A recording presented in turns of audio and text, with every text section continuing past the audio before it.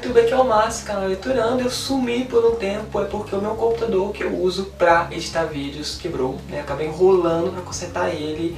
Mas eu consegui dar um jeitinho agora, né, com outro computador, um computador velho que eu tenho aqui em casa. Eu acho que eu vou conseguir editar vídeos com ele. Então, se vocês estão vendo esse vídeo, é porque eu já resolvi o problema. Então o vídeo de hoje é sobre o livro A Ilha do Dr. Moreau, do A.G. Wells. Eu já li esse livro aqui já tem um tempinho, já tem alguns dias aí, eu estava devendo o vídeo dele. Então, esse livro é um clássico da ficção científica, publicado em 1896. Ele foi escrito numa época conhecida como a Idade de Ouro das Aventuras Fantásticas. Movimento iniciado a partir dos anos de 1860 com os livros do Júlio Verne, que é muito conhecido e querido por todos nós. Então o A.G. Wells acabou pegando carona nessa onda de livros de aventuras em lugares exóticos, como a Ilha do Tesouro, como as Tumbas do Rei Salomão, que são dessa época também, são todos livros que eu quero muito ler.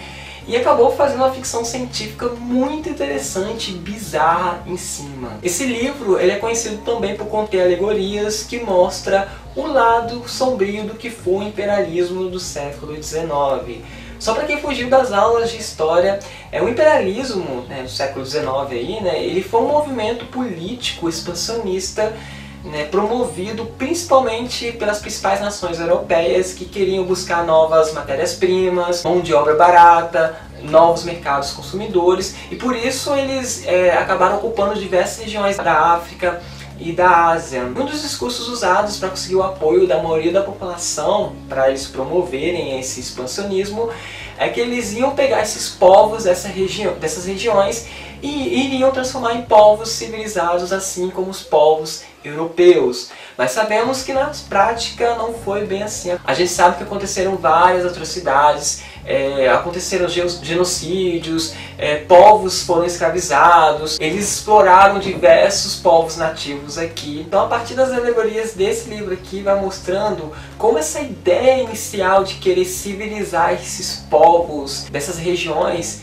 na prática acabava desumanizando os próprios civilizados. Ou seja, eram os europeus que deixavam de ser civilizados. Então esse livro, uma das coisas mais fortes nele, pra mim, é que ele tem um tom de alerta muito grande, principalmente no finalzinho dele, quando você chega no final, que ele mostra que por mais civilizada possa ser os seres humanos, a qualquer momento eles podem regredir, os seres humanos podem regredir e mostrar o seu lado animalesco, né? O seu lado cruel, o seu lado perverso. Bom, enquanto eu estava editando o vídeo, eu acabei esquecendo de falar algo muito importante. É como se essa ilha fosse uma alegoria sobre como os seres humanos podem ser cruéis em cima de qualquer coisa que eles julguem inferiores a eles. Então, gente, esse livro é como se fosse um diário escrito pelo personagem principal aqui da história, que é o Edward Pendix, e ele vai narrar nesse diário toda a experiência dele em cima dessa ilha.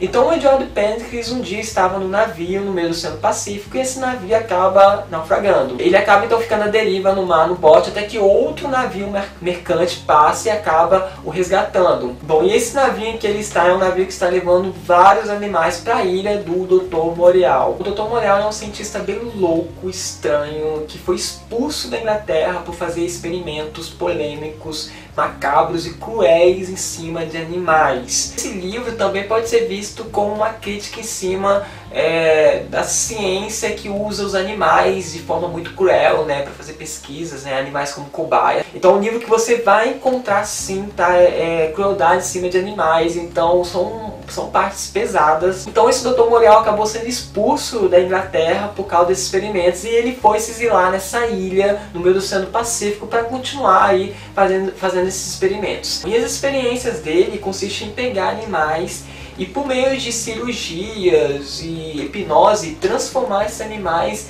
em criaturas quase humanas, né? Na verdade, no final, esses animais acabavam se tornando criaturas bem bizarras, estranhas e até com certo nível de inteligência. Não igual dos seres humanos, mas uma inteligência no nível delas conseguirem se comunicar. Também elas conseguem fazer trabalhos manuais e coisas assim. Bom, o Edward Pendix, ele acaba sendo obrigado a desembarcar nessa ilha. Não vou entrar em detalhes do porquê. Bom, e no começo ele acha essa ilha muito estranha, né? E ele de vez em quando vai se deparar com uma dessas criaturas. Vocês vão ver cenas dele correndo aqui, até pensando em suicídio depois que ele vê essas criaturas, de tanto medo que ele tem. Até que o próprio Dr. Morreal e o assistente desse doutor acabam meio que conseguindo acalmá-lo. O Pendrix, ele acaba sendo obrigado a conviver com aquelas criaturas e com os experimentos cruéis desse doutor. Então ele meio que se acostuma naquela situação. Uma coisa interessante é que essas criaturas acham que o Dr. Morreal é o deus delas,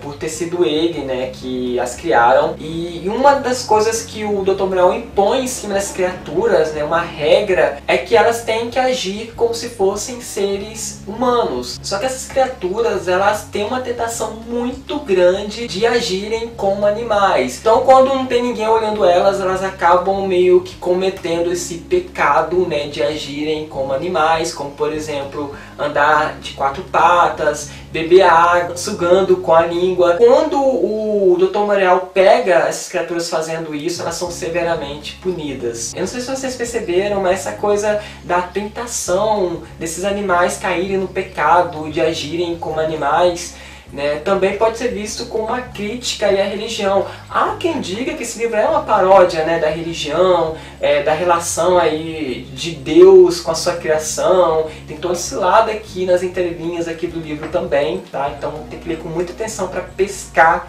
isso aqui no livro. Enfim, gente, essa primeira parte do livro é um pouco parada, mas a segunda parte do livro é a parte que eu acho mais interessante, porque é aí que as coisas começam a saírem fora do controle, a coisa começa a pegar fogo. É aí que eu acho que é a principal mensagem do livro, né? Que ele vai mostrando que essa tentativa do Dr. Morreal, do assistente dele e do próprio Pendrix de tentar controlar essas criaturas, no final das contas, acaba todo mundo aqui se animalizando.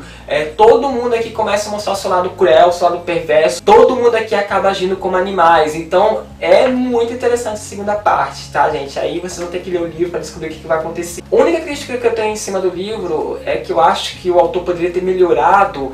É que logo assim no início do livro ele já entrega de bandeja todos os mistérios da ilha. Eu acho que ele poderia ter mantido alguns mistérios para nos prender mais ainda a história. Ou mesmo ter criado mais mistérios, né? Porque tava bem interessante o início do livro, só que ele entregou logo tudo de bandeja, então acho que poderia ter desenvolvido isso melhor.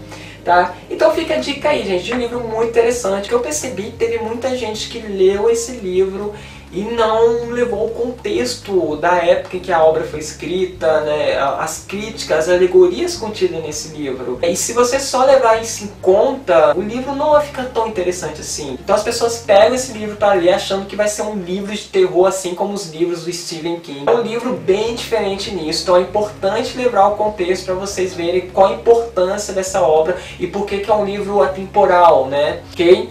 Espero que vocês tenham gostado do vídeo. Deixa o joinha para ajudar. Até o próximo vídeo. Tchau pra vocês.